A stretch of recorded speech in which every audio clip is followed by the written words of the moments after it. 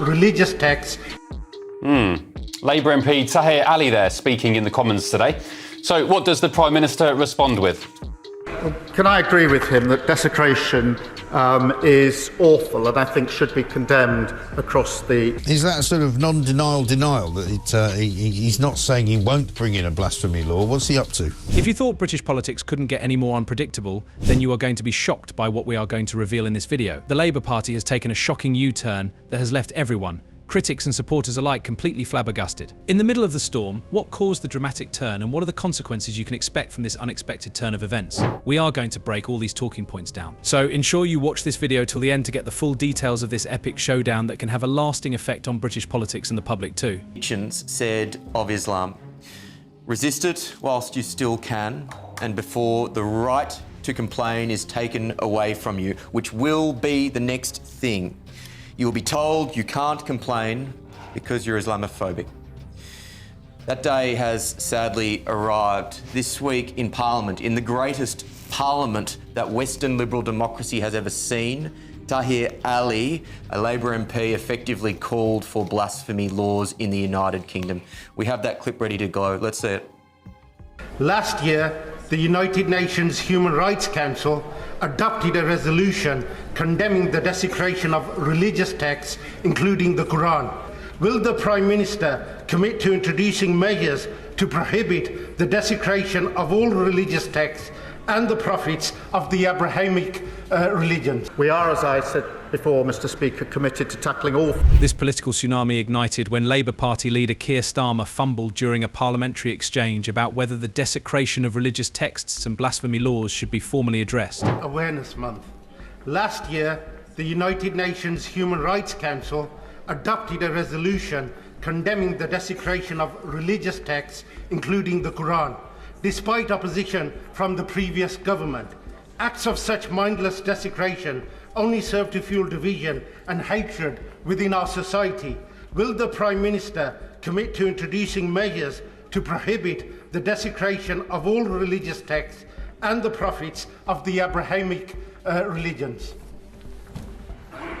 Can I agree with him that desecration is awful and I think should be condemned across the House? We are, as I said before... What followed was a shocking U-turn that raised doubts about the direction the Labour Party is heading in the long run.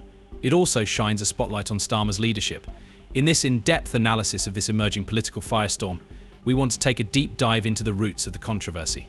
The shocking thing for most people is Starmer's vague response and cautious condemnation of desecration. He avoided a clear stance on blasphemy laws. Starmer's non-committal response quickly drew sharp criticism. These critics argued that his hesitation to firmly reject blasphemy laws reflected the failure to defend the principles of free speech and modern democracy. We're a country of free speech, and why can't I fly my St George's flag outside my house then? Well, I wouldn't say that you're the old-fashioned one here. I think that MP is pretty old-fashioned. What century does he think this is, trying to introduce a blasphemy law? It's not the 7th century or something? I don't know.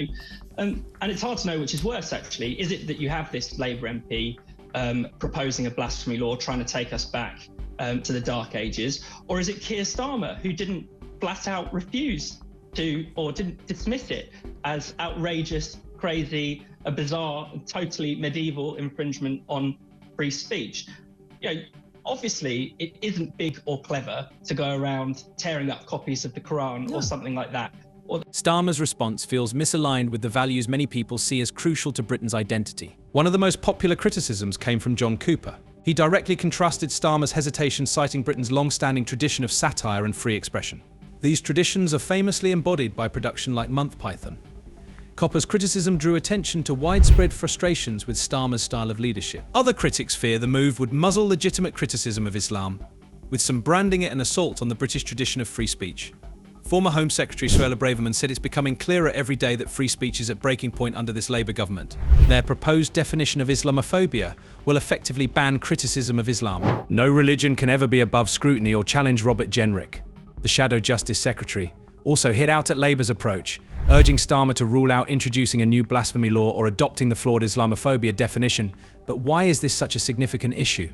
We are going to give you a few reasons. These things, just as you would have a right to burn a flag that you don't approve of. Those are expressions. They might not be nice expressions, but they're expressions nonetheless that should be protected by the law, not clamped down on by the law.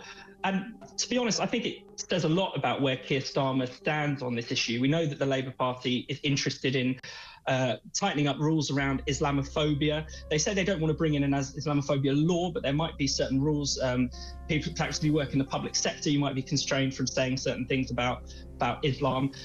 That's really deeply, deeply chilling, because it basically says that there's, a whole religion that you're not allowed to talk about, a whole way of life that you're not allowed to talk about, that you're not allowed to criticize. We don't want people to be racist about Muslims, and when they are, we should speak out against it, and we should stand up. But let me, I completely agree with you, but it has to be First, the idea of introducing Islamophobia laws akin to those enforced in countries like Iran sparked fierce debate, because it affects the fundamental values of Western democracies such as the UK.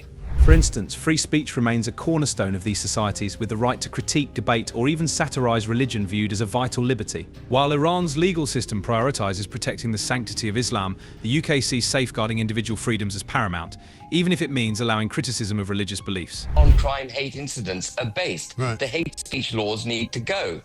But Yvette Cooper, of course, is at sixes and sevens with herself because she wants to use the non-crime hate incident law, the law that underpins it, to diminish what she calls a risk of anti-Semitism and Islamophobia.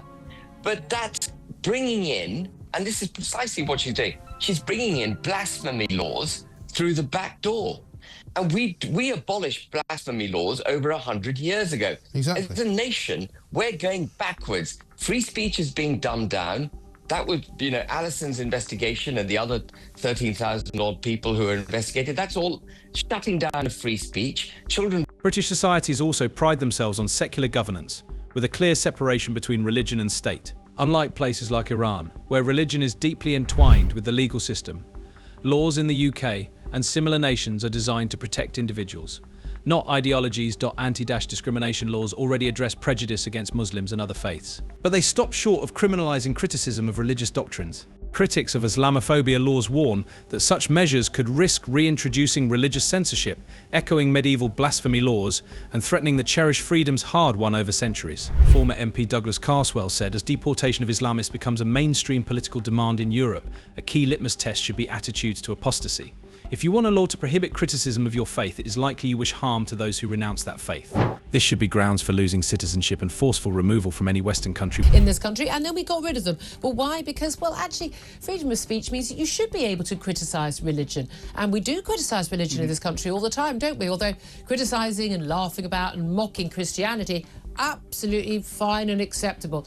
Even, it would appear, according to the Metropolitan Police, blatant anti-Semitism appears to be acceptable these days, outrageously. But when it comes to one particular religion, that appears to be a problem. And we've seen this, have we not, with the Batley Grammar School teacher who just simply was discussing the issue of the Mohammed cartoons when he was basically forced into hiding by a mob threatening his death. We've also seen it with a film about Mohammed's wives, which led to mobs of people outside cinemas. We've seen it in many, many different cases. And now we've seen a Labour MP standing up in the House of Commons. With accusations mounting, Starmer finds himself caught between factions within his party, while Labour MPs like Afzal Khan demand swift action to tackle Islamophobia.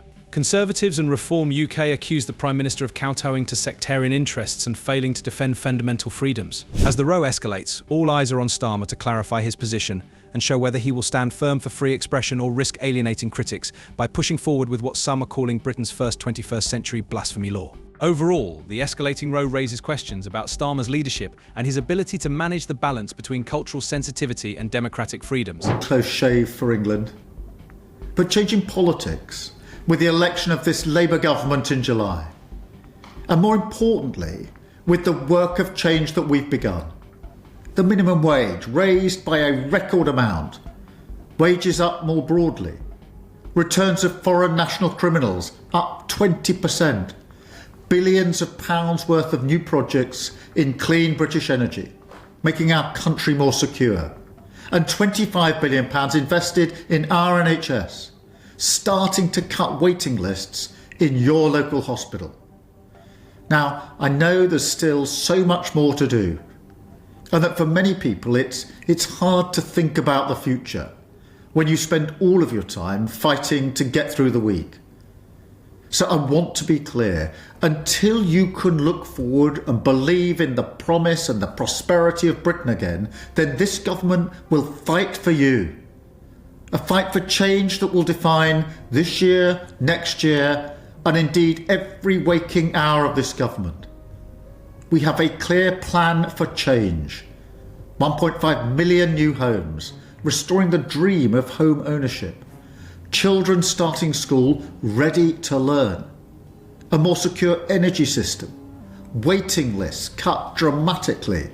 Immigration. Labour's reversal also raises larger questions about the party's direction. Could a party at war with itself and potentially the public effectively govern the country? Interestingly, the U-turn of certain Labour members became a reflection of the party's broader struggle to reconcile progressive ideas with the realities of political leadership. Next month, I'm releasing these prisoners in the interests of public safety. Offenders, violent criminals, will be released en masse to create vital space for white working class protesters who've been angrily waving Union Jacks about, stealing sausage rolls from Greggs, bath bombs from Lush, or quite simply writing naughty things on the internet. So far we've arrested more than 1,000 people for complaining about mass uncontrolled immigration, and we're just getting started. And I'm here to tell you that if you want to commit any real crime, now is your opportunity, because our police... Above all, at the core of the row is a societal debate over the balance between religious respect and freedom of expression. While the desecration of religious texts deeply offends many, those against blasphemy laws argue that putting such a law in place erodes the freedom that is an important trait of democracy. But the blasphemy law is not the only issue that has brought criticism to Labour. Dame Priti Patel has criticised the party's fiscal policies. Her statement exposed another area of vulnerability. They've taken the winter fuel allowance away from millions of pensioners. They've scrapped the Rwanda deterrent, given evil people smuggling gangs a licence to print money and put lives in peril. They're opening our borders to greater abuse of the asylum system, and they've torn up our plans to reform it. They are releasing 5,500 prisoners early, including people who've committed serious, dangerous crimes, and they're going to cut back on our prison building programme. They're punishing hard-working families and damaging choice in education by putting VAT on school fees, including for children with special needs and disabilities.